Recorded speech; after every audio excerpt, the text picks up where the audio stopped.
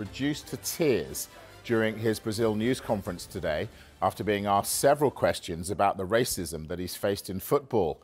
The Real Madrid forward said he's never considered leaving Spain because that would be giving the racists what they want. Well, he broke down in the build-up to tomorrow's game against Spain, saying that he's losing his desire to keep playing because of what he's been going through.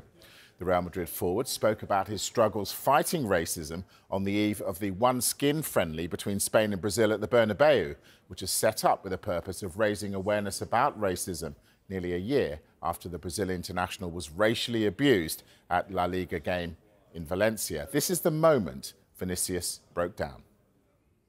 Eu tenho que me concentrar muito todos os dias.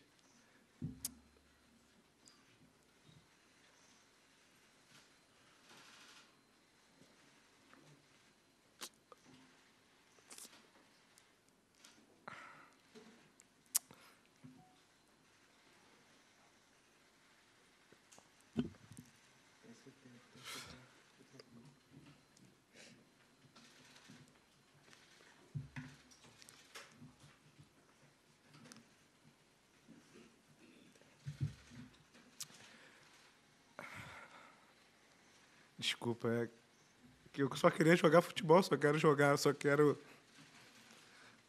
fazer de tudo pelo meu clube e pela minha família.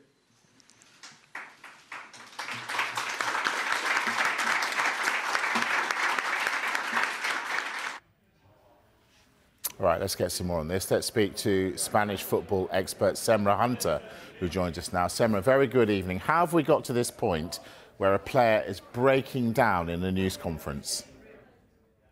It really is heartbreaking, isn't it? And unfortunately, it's been a very long, saddening tale that goes well beyond a year now in the case of Vinicius. And obviously, racism in football in Spain has been a problem for a much longer time than that. But as it relates to him specifically, I'll just give you some of the highlights.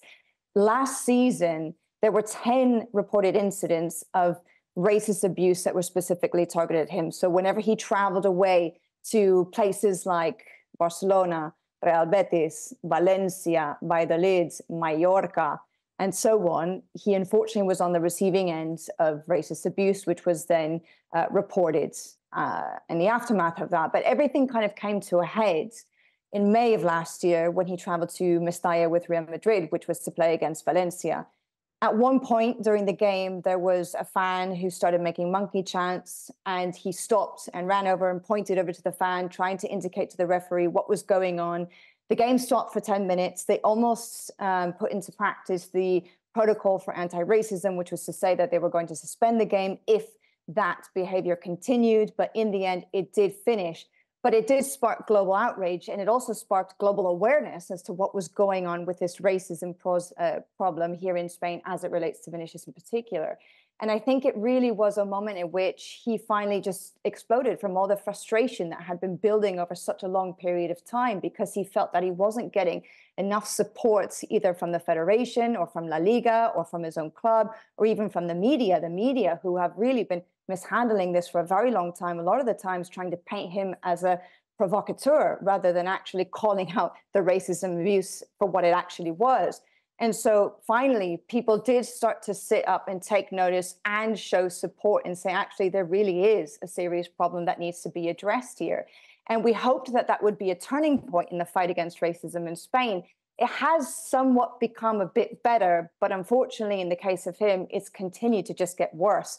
There have been over 20 reports in total, including this season, where, again, this behavior has continued. And now it's even happening at games where he's not even involved. In the last couple of weeks in the Champions League, he himself, for example, retweeted on Twitter or on X videos that were published by Spanish media outlets of allegedly fans saying things like Vinicius die or Vinicius chimpanzee outside of games between Barcelona, Napoli, and Atleti and Inter.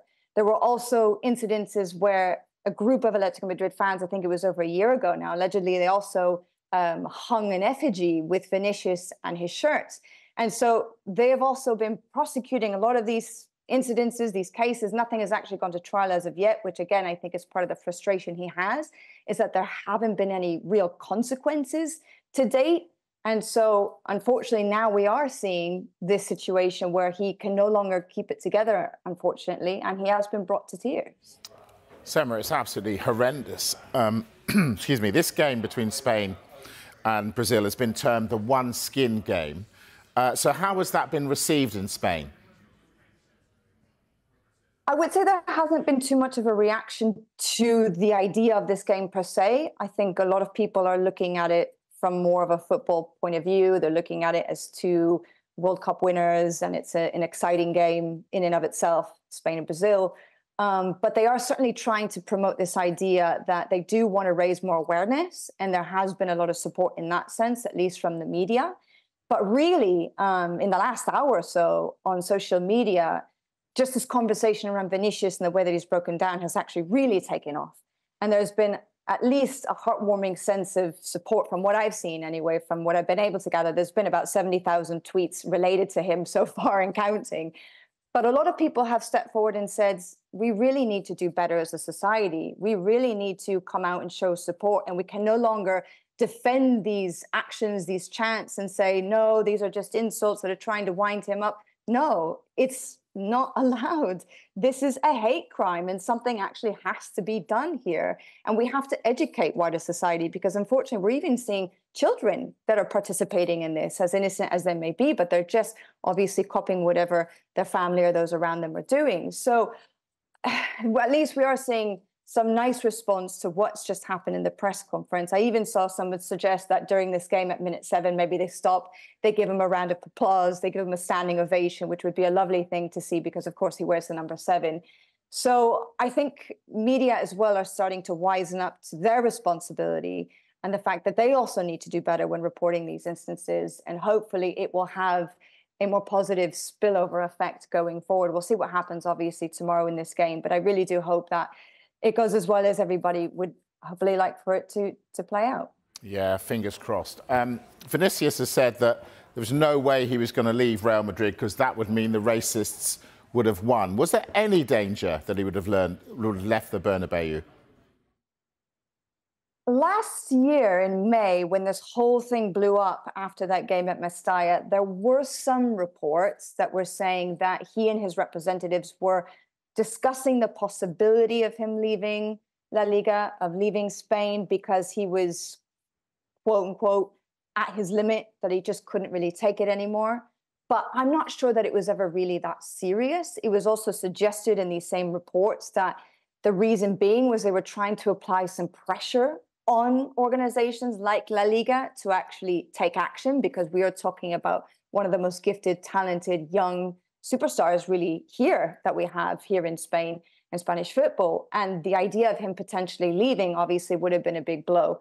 So I think it was more that than anything else. I suppose that he is very true in what he's saying about having no real intention of leaving Real Madrid, because it is one of the biggest and best clubs in the world. And I think the fact that Carlo Ancelotti happens to be the manager does play a very big role, because Carlo Ancelotti is one of the best human beings in football. He's so protective. He's such a fatherly figure. And I guarantee he's been giving him so much support and protection as well to make sure that Vinicius feels as good as he possibly can, given the circumstances. Obviously, we can see how affected he is by this. But I don't think that there was ever a big threat for him to actually decide to walk away from Real Madrid, as he says. Semra Hunter, a difficult topic, but thank you ever so much for talking us through it. Thank you. Semra Hunter from La Liga TV.